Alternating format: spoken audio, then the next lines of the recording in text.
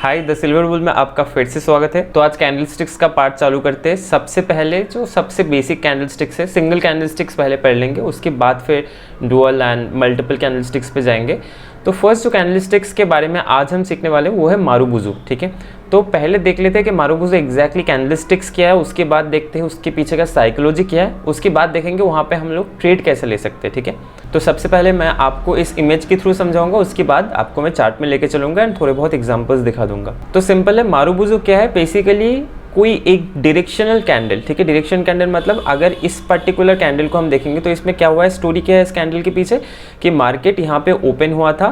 ठीक है, जो ओपनिंग प्राइस है वही लो प्राइस है और मार्केट ऊपर गया, ऊपर जाके जो हाई है उसी जगह पे क्लोज हो गया। ठीक है, तो अगर आपका कैंडल ऐसा दिख रहा है और मैं एक सिंपल इसको क्लीन रखने के लिए या फिर इसको कंफ्यूज अगर ना हो कि मतलब कितना लंबा कैंडल होना चाहिए, तो मैं मानता हूँ कि कोई भी चार्ट पे अगर 1% के आसपास, 1% के ऊपर थोड़ा बहुत हो गया, अगर कोई कैंडल है जो ऐसा दिख रहा है तो उसको आप मारुबुजु मान सकते हो। क्योंकि हो सकता है कोई छोटा सा कैंडल बनाओ जो बिल्कुल ऐसा ही दिख रहा है या फिर उसमें थोड़ा बहुत टेल है। ठीक है ना, तो मारुबुजु में ऐसा कोई ज़रूरी नहीं है कि जो ओपनिंग प्राइस है वही लो होगा, अगर बुलिश मारुबुजु के हम लोग बात कर रहे हैं, या फिर जो हाई है वही क्लोजिंग प्राइस होगा। हो सकता है कि ऊपर या नीचे एक छोटा सा टेल हो। ठीक है, टेल या छोटा सा वीक हो, ऐसा हो सकता है। ठीक है, तो या फिर हो सकता है दोनों ही साइड पे छोटा सा टेल हो, बट ये फिर भी हम लोग इसको मारुबुजु ही कंसिडर करेंगे। तो इसका स्टोरी क्या है, मार्केट यहाँ पे ओपन हुआ था, हो सकता है थोड़ा सा बहुत नीचे गया या फिर वही पर्टिकुलर स्पॉट से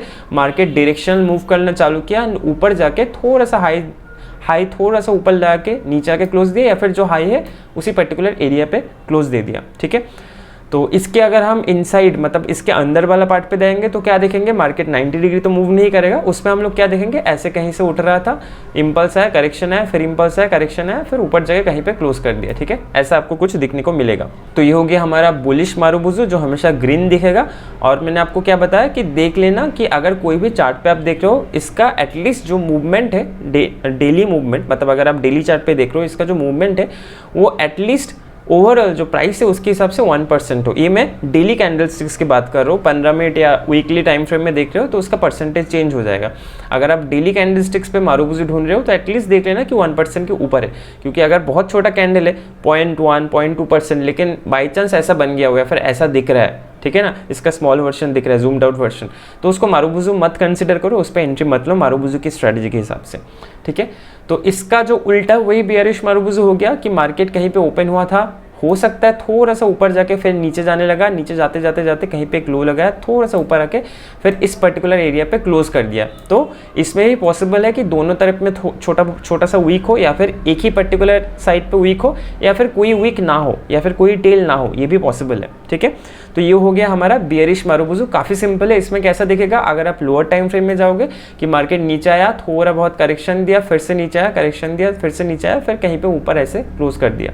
ठीक है, ओके, तो ये हो गया हमारा मारुबुजु कैंडल का डेफिनेशन। ओके, अब इसमें एंट्री कैसे लेना है उसको देख लेते हैं। ठीक है, तो इसमें एंट्री कैसे लेना है इस पर्टिकुलर कैंडल का, जो अगर आप बुलिश मारुबुजु देख रहे हो तो अगर आप बुक्स पे पढ़ोगे, बुक्स पे क्या लिखा रहता है कि जैसे हाई ब्रेक हो जाए, यहाँ पे हाई कौन सा है, यहाँ पे जो आपका क्लोजिंग प्राइस है वही हाई है, इस पर्टिकुलर जगह पे ये हाई है और इस पर्टिकुलर जगह पे इसका जो क्लोजिंग प्राइस है यही हाई है। ठीक है, तो उस पर बोला जाता है अगर आप हाई ब्रेक हो रहा है नेक्स्ट पर्टिकुलर डे पे, मतलब अगर आप डेली टाइम फ्रेम में ट्रेड कर रहे हो तो अगले दिन जैसे ही मार्केट इसका हाई ब्रेक करेगा आप यहाँ पे बाई करो।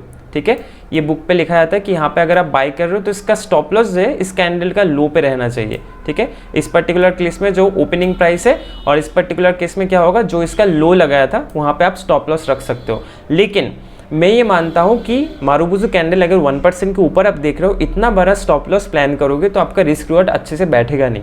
ठीक है, तो मैं क्या प्लान करता हूँ, जब मैं आपको पियर्सिंग लाइन का कॉन्सेप्ट पढ़ाऊंगा डुअल कैंडलस्टिक्स में, तब आपको समझ आएगा कि मैं ये क्यों बोल रहा हूँ। मैं ये कंसिडर करता हूँ जो हाई और लो है उसका मैं 50% में मैं स्टॉप लॉस लगाना प्रेफर करता हूँ। ठीक है, मतलब मार्केट यहाँ से ऊपर गया, मैंने यहाँ पे बाई किया, अगर बाई चांस ये नीचे आ रहा है, ठीक है, तो इसका जैसे 50% पे आ गया मैं इसको निकाल लूँगा, लॉसेस बुक कर लूँगा।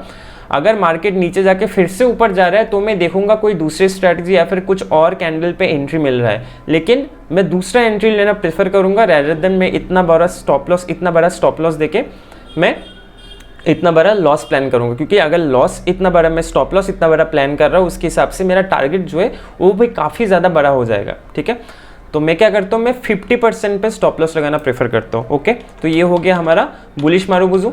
ठीक है, अब बुलिश मारुबुजू में एक चीज़ याद रखना कि इस पर्टिकुलर केस में हमने यहाँ पे एंट्री करना है, इस पर्टिकुलर केस में ये जो हाई है यहाँ पे एंट्री करना है, इस पर्टिकुलर केस में जो क्लोजिंग प्राइस है वही हमारा हाई है, तो इसकी ब्रेक होते ही साथ एंट्री करना है। ठीक है, अब बेयरिश मारुबुजू में एग्जैक्टली उसका ऑपोजिट हो जाएगा कि जैसे ही ये लो है, ये लो के नीचे जैसे ही मार्केट जाएगा, लो के नीचे जैसे ही मार्केट जाएगा हम लोग इस पर शॉर्ट कर देंगे। ठीक है, या तो अगर ऑप्शन ट्रेडर हो आप तो क्या करोगे, आप पुट बाय कर लोगे या फिर कॉल शॉर्ट कर दोगे, या फिर अगर पोजीशनल कुछ कर रहे हो, आपका कोई पोजीशन है तो उसको आप निकाल भी सकते हो, अगर आप चार्ट पैटर्न देख के निकलते हो, जो कि मैं प्रेफर नहीं करता, मैं रिस्क रिवॉर्ड फॉलो करना ज़्यादा प्रेफर करता हूँ। ठीक है, तो सेम यहाँ पे क्या करना है, यहाँ पे जो लो है, ये पर्टिकुलर जो लो है, इसके नीचे अगर मार्केट जाएगा तो मैं सेल करूँगा, यहाँ पे जो क्लोजिंग प्राइस है वही इसका लो है, इसके नीचे जैसे मार्केट जाएगा तो मैं यहाँ पे सेल करूंगा। बुक में क्या कहता है, जैसे पिछली कैंडल में बोला मैंने कि ऊपर स्टॉप लॉस लगाओ हाई पे, बट मैं क्या बोलूँगा आपको, मैं बोलूँगा जब आप डार्क क्लाउड कवर करोगे तब आपको समझ आएगा कि इसका जो 50% है वहाँ पे स्टॉप लॉस लगाओगे एनफ है, क्योंकि अगर ये बुल्स इतने ही स्ट्रांग है तो ये 50% रिकवर करने नहीं आएगा, अगर ये बियर्स इतने ही स्ट्रांग है तो ये नीचे जाने के बाद 50% रिकवर नहीं होगा। ठीक है, होना नहीं चाहिए, अगर हो रहा है तो फिर वहाँ पे आपको थोड़ा सा अलर्ट रहना है कि रिवर्स भी हो सकता है ना मार्केट।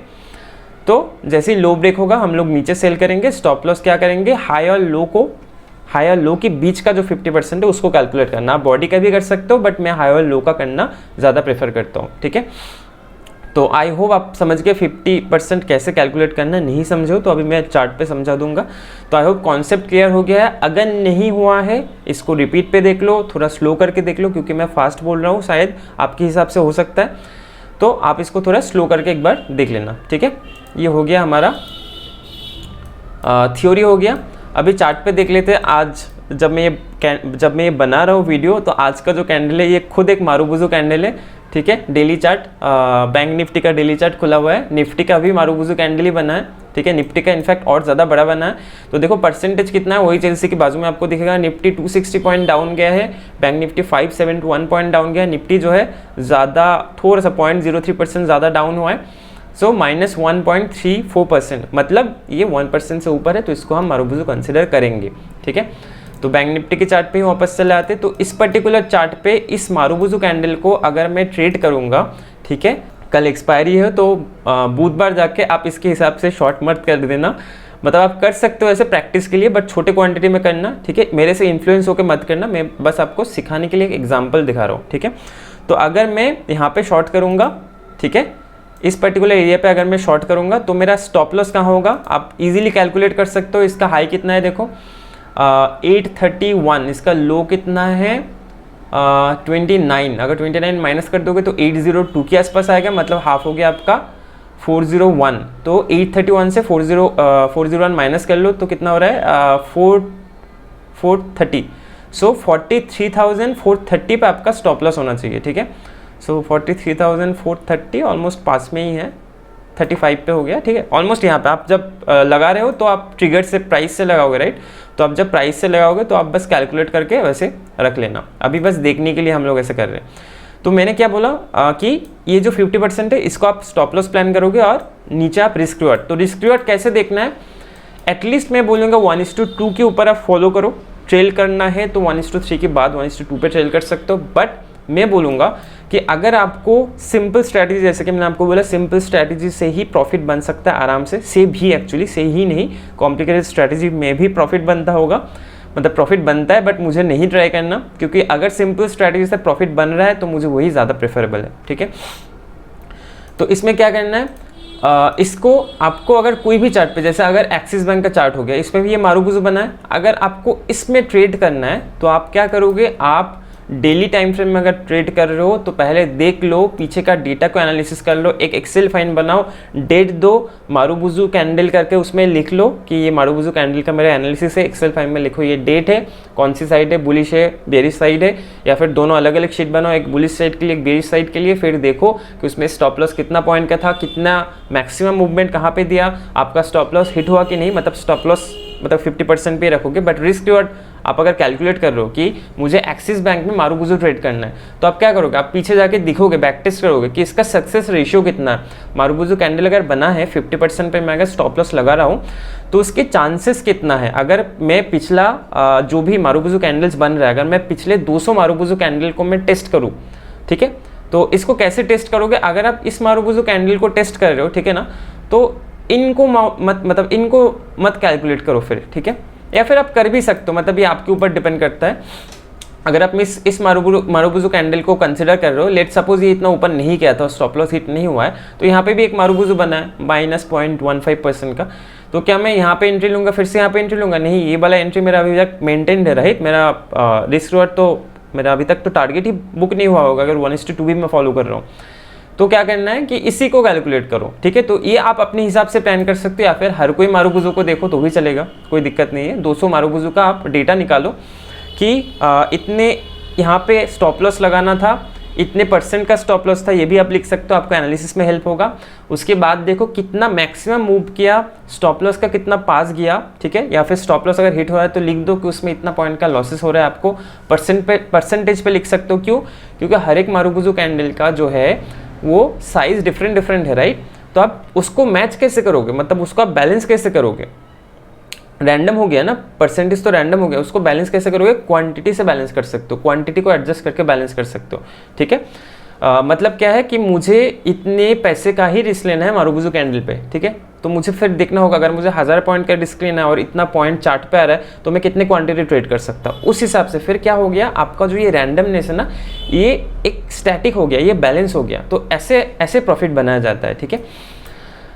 तो आप क्या करोगे, आप देखोगे कितना मैक्सिमम टारगेट दे सकता था, कहाँ पे आप ट्रेल कर सकते थे, ठीक है। पहले देख लो कितना टारगेट मैक्सिमम दे सकता था, फिर आपको आइडिया लग जाएगा कि इतना मैं चेस कर सकता हूँ, इतना चेस करूँगा तो इतने % टाइम आप वहाँ से फिर निकाल पाओगे डेटा कि अगर मैं 1:3 चेस कर रहा होता और अगर 1:4 पे जाकर 1:3 पे ट्रेल कर लेता तो फिर मेरा सक्सेस रेशियो कितना होता, मैक्सिमम ये कितना % मूव किया है, 1:4 या 1:5 या 1:10, ठीक है। तो उस हिसाब से आप डेटा निकालो, फिर आपको खुद ही समझ आ जाएगा कि अगर मुझे इस चार्ट में मारूबुजू को ट्रेड करना है तो ये मेरा रिस्क रिवॉर्ड होना चाहिए, क्योंकि ये मेरा सक्सेस रेशियो है, ठीक है। आपको दूसरी कोई चार्ट में करना है, HDFC बैंक हो गया, या फिर कोई दूसरे स्टॉक में करना है तो उस हिसाब से, या फिर बैंक निफ्टी में करना है तो उस हिसाब से आप एक्सपेरिमेंट कर लो, ठीक है।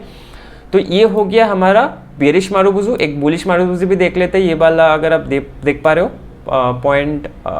1.06%।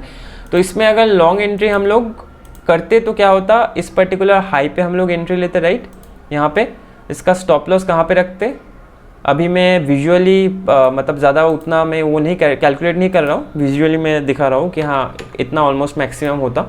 तो कितना % मैक्सिमम मूव किया, अगर आप देखोगे 1:4 मूव किया, तो अगर आप 1:4 पे जाकर 1:3 पे ट्रेड कर लोगे तो 1:3 का प्रॉफिट आराम से मिल गया, ठीक है। तो आपको बैक टेस्ट करना पड़ेगा कितना % ऑफ टाइम बुलिश मारूबुजू इस पर्टिकुलर चार्ट पे सक्सेसफुल होता है, कितना रिस्क रिवॉर्ड पे मैक्सिमम मूव करता है, उस हिसाब से आपको ट्रेडिंग प्लान करना पड़ेगा। अगर आप देख रहे हो कि लेट सपोज आप देख रहे हो कि अगर 20% टाइम इसको सक्सेस मिल रहा है, अगर मतलब 1:5 अगर आप चेस कर रहे हो, मतलब 1:5 ये 20% टाइम अचीव कर रहा है लास्ट 200 एक्सपेरिमेंट में से, ठीक है। मतलब क्या है कि जो भी इसका स्टॉप लॉस है उसका 5 गुना तक ये मूव करता है, ठीक है। 20% केसेस में उसका 5 गुना तक ये मूव करता है।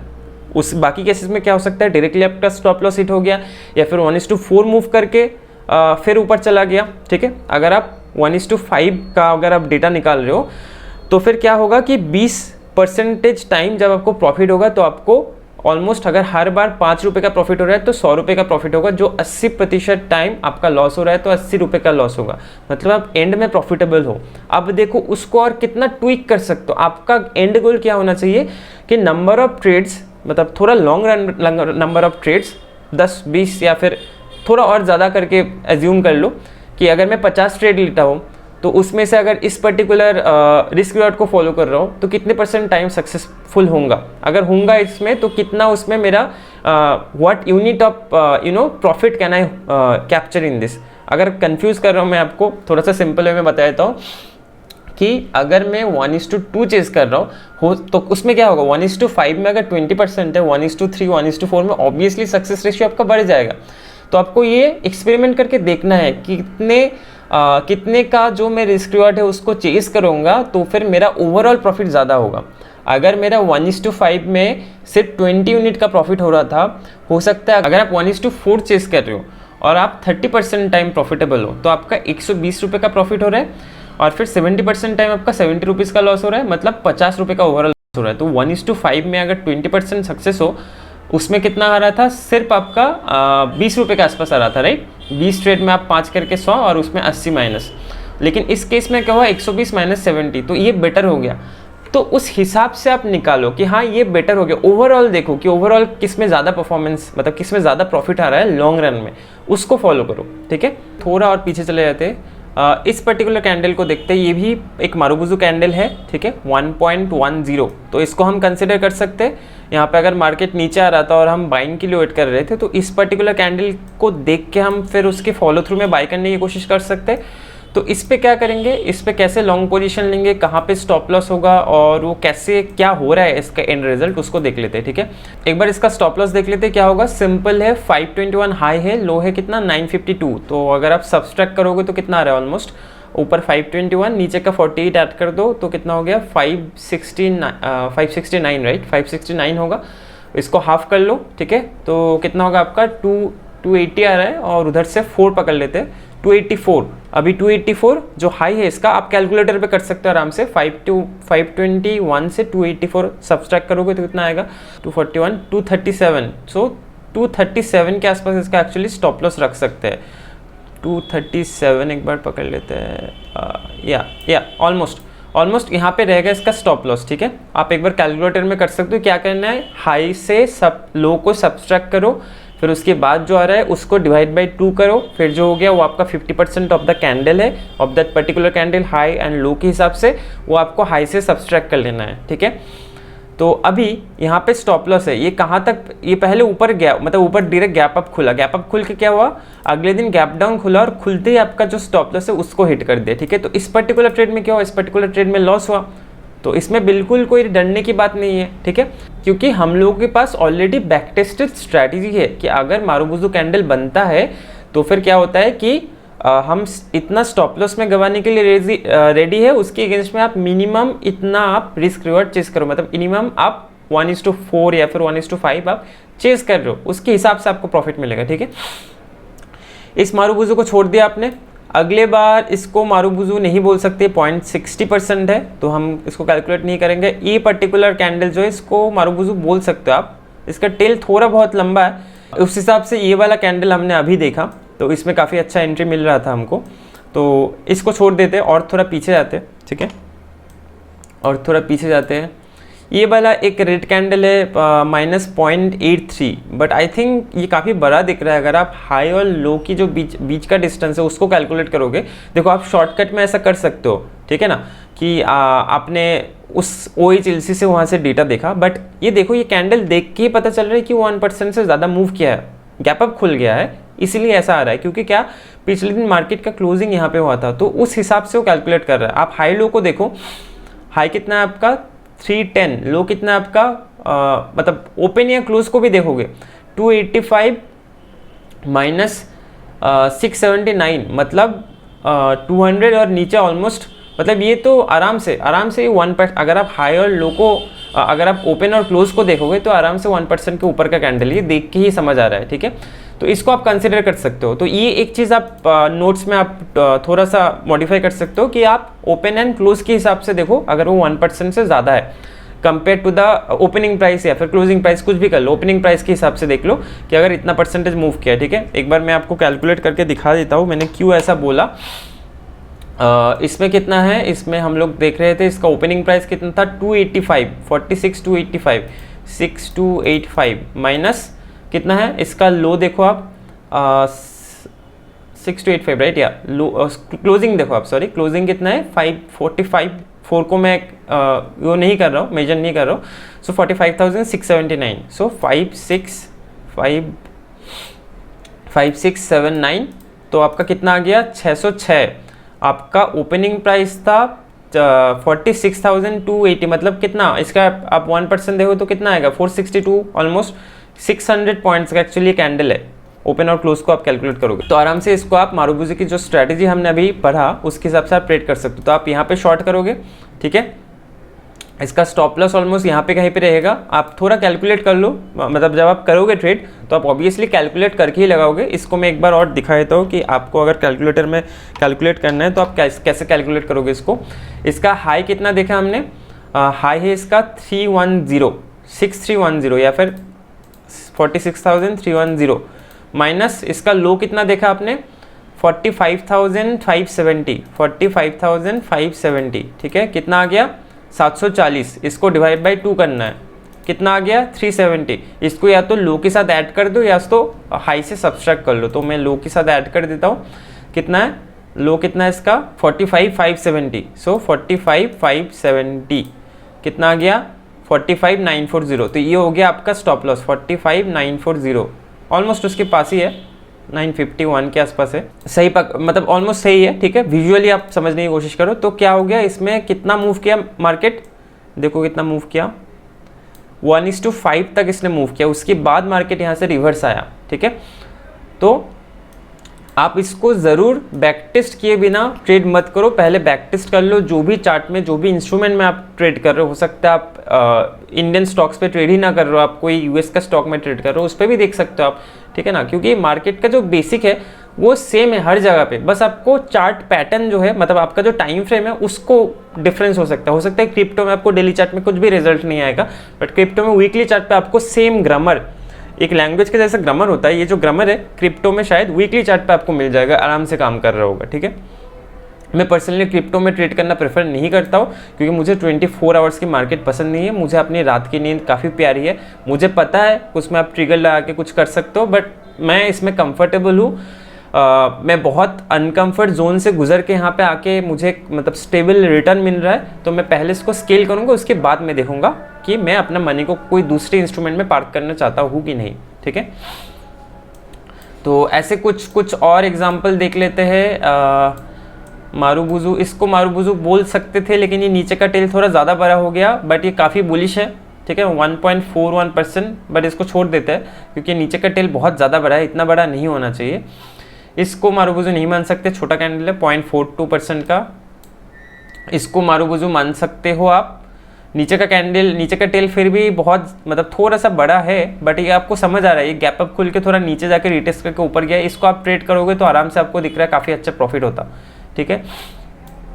ये एक मारुबुजू कैंडल है अच्छा सा, इसको आप अगर आप ट्रेड करते हैं आपका एंट्री एग्जीक्यूट होता है इस पर्टिकुलर कैंडल पे, इस कैंडल के हिसाब से आप सोचो, ठीक है।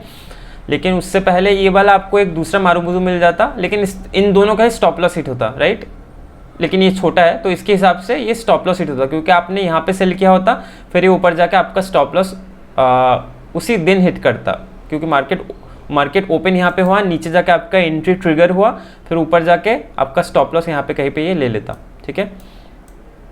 और देखते हैं कुछ मारुबुजू कैंडल, बहुत सारे दिख रहा है, ठीक है। आपको भी मतलब आप धीरे धीरे जैसे प्रैक्टिस करोगे ना आपको भी चार्ट पे दिखने लगेगा, ठीक है, आराम से आपको दिखने लगेगा। आप जितना प्रैक्टिस करोगे उतना ज़्यादा आपका जो साइकोलॉजिकल, आपका जो बेसिकली माइंड है ना वो रेडी हो जाएगा, वो ऐसे देख के पहचान लेगा कि हाँ ये मारुबुजू सेटअप है, ये कोई दूसरा चार्ट पैटर्न है, ठीक है ना। तो आप जितना प्रैक्टिस करोगे उतना अच्छा। आप एक काम कर सकते हो, अगर आप चाहो तो अपना एनालिसिस जो है चार्ट पे आप जो भी आप ढूंढ रहे हो उसमें शॉर्ट या लॉन्ग पोजीशन ड्रॉ करके आप इंस्टा पे पोस्ट करके या स्टोरी में डाल के मुझे टैग कर सकते हो। अगर मतलब बहुत सारे अगर आ गए तो उनमें से मैं जितना भी मैं देख पाऊंगा मैं जाके चेक करके मैं कमेंट कर दूंगा कि हाँ ये सही है या फिर कुछ गलत है, तो मैं उसको उसमें आपके बता दूंगा, ठीक है। ओके, ये वाला भी मारुबुजू हो सकता था बट नीचे का टेल मुझे अच्छा नहीं लग रहा है, इसको भी छोड़ देते हैं। ये वाला काफ़ी अच्छा मारुबुजू कैंडल है, यहाँ पे आपको आराम से प्रॉफिट मिल जाएगा, ठीक है। आपको समझ आ रहा होगा, ये काफ़ी आराम से इसमें प्रॉफिट मिल जाता है आपको। इस पर एक लॉन्ग पोजीशन बिल्ड कर देंगे ऐसे हाई पे। इसका स्टॉप लॉस को विजुअली देख लेते हैं, यहाँ तक कहीं पे होगा, ठीक है।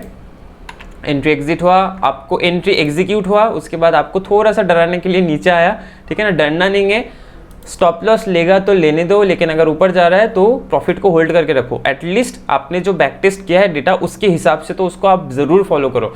1:1 जाके मार्केट अगर घूम के आ रहा है लेने दो स्टॉप लॉस मार्केट को, ठीक है।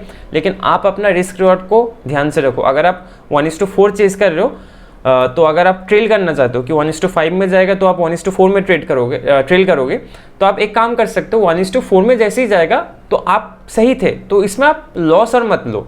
तो लॉस को, जो स्टॉप लॉस है उसको ब्रेक इवन पे ट्रेल कर लो, फिर क्या करो 1:5 जाती, फिर ट्रेलिंग को टाइट कर दो, 1:4 पे ट्रेल कर लो, फिर जैसे 6 पे जाएगा 5 पे ट्रेल कर लो, 7 पे जाएगा 6 पे ट्रेल कर लो।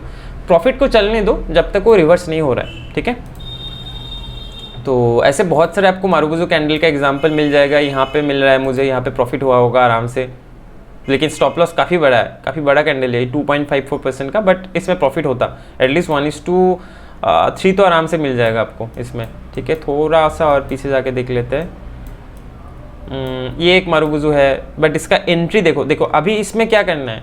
अगर आप सिर्फ ये वाला वीडियो देख के ट्रेड मत करो, एक तो पूरा सीरीज कंप्लीट होने दो, या फिर और थोड़ा सा सीख लो उसकी बात करो।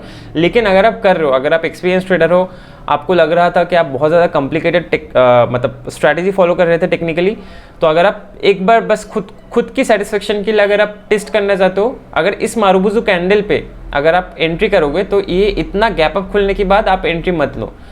जैसे ये आपका एंट्री प्राइस है, ये ट्रिगर आपने दे के रखा था, उसमें आप दे सकते हो कि ट्रिगर के साथ एक लिमिट भी डाल सकते हो कि चलो इसका हाई कितना है, इसका हाई है ऑलमोस्ट 39,974.70। तो अगर आपने 975 पे ट्रिगर लगाया है, उसके साथ एक कंडीशन ऐड कर दो कि 975 पे मैं एग्जीक्यूट करना चाहता हूँ, लेकिन मैक्सिमम लिमिट मेरा कितना है 25 रुपीज़ का डाल दो कि 40,000 मेरा मैक्सिमम लिमिट है। 40,000 के ऊपर मार्केट इस दिन 40,000 लो ही टच नहीं किया तो आपका ट्रिगर मतलब ऑर्डर एग्जीक्यूट ही नहीं होगा। आपका जो ट्रिगर है अगर इस दिन एग्जीक्यूट हुआ होगा, ठीक है, तो देखो आराम से आपको प्रॉफिट मिल जाएगा। इस हिसाब से स्टॉप लॉस के पास गया ही नहीं है, आराम से बहुत लंबा प्रॉफिट, ठीक है ना। तो आप बैक टेस्ट करके देखो कि कितना लंबा वो प्रॉफिट दे रहा है, उस हिसाब से आप ट्रेड करो। तो ये हो गया हमारा मारुबुजू के हिसाब से एंट्री। अभी एक काम करते, वीडियोस को छोटे छोटे बनाते रहते हैं तो फिर आपको समझने में भी इजी आएगा। आप अगर डाउट पूछोगे तो मैं इजीली देख पाऊंगा कि हाँ ये मारुबुजू की कंटेंट में डाउट है, तो मैं मारुबुजू के ऊपर उसमें जाके मतलब मैं आराम से समझ सकता हूँ, ठीक है, कहाँ पे आपका डाउट आ रहा है। तो अगला जो वीडियो होगा उसको हम बनाएंगे स्पिनिंग टॉप या दोजी, या फिर दोनों को साथ में मिलके एक बना देंगे, ठीक है। तो चलो मिलते हैं अगले वीडियो में।